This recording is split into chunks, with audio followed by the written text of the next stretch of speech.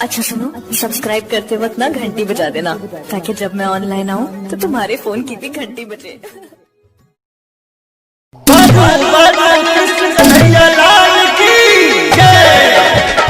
Shivani recording studio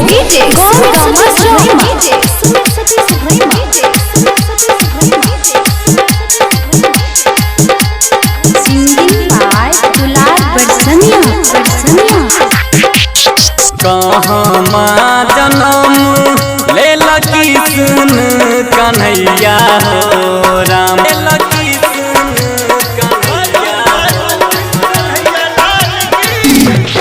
कहाँ जन्म ले लकी सुन कन्हैया हो राम की सुन कन्हैया हो राम, कहाँ पर पाजा बधैया हो राम, कहाँ पर बाजा बधैया हो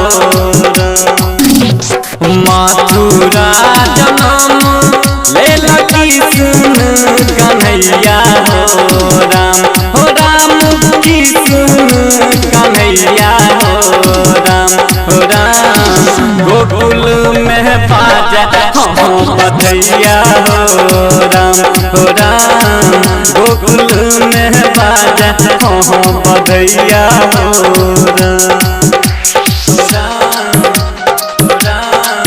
गोकुल में बाजा बधैया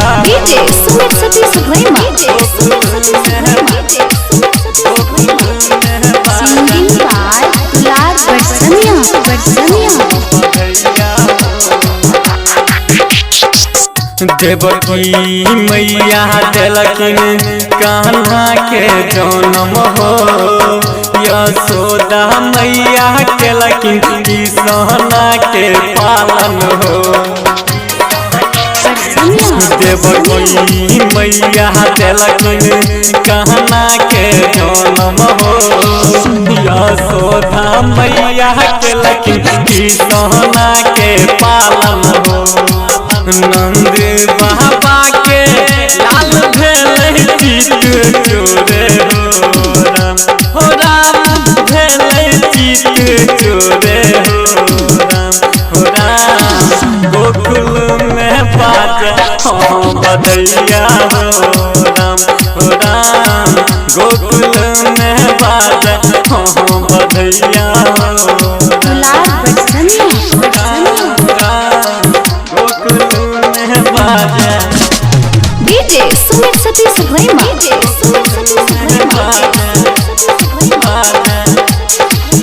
आप सुन रहे हैं शिवानी रिकॉर्डिंग स्टूडियो की शानदार दुलार पर समिया गावे श्याम के भजन हो, राकेश मधुबनिया कर कान्हा के नमन हो।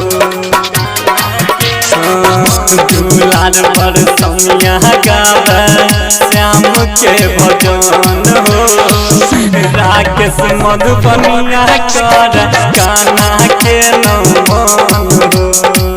माखन चोर कन्हैया केलक पूरा चोर हो राम केलक पूरा चोर हो राम, मथुरा में जन्मल कृष्ण कन्हैया हो राम, गोकुल में बाजा बधैया हो राम।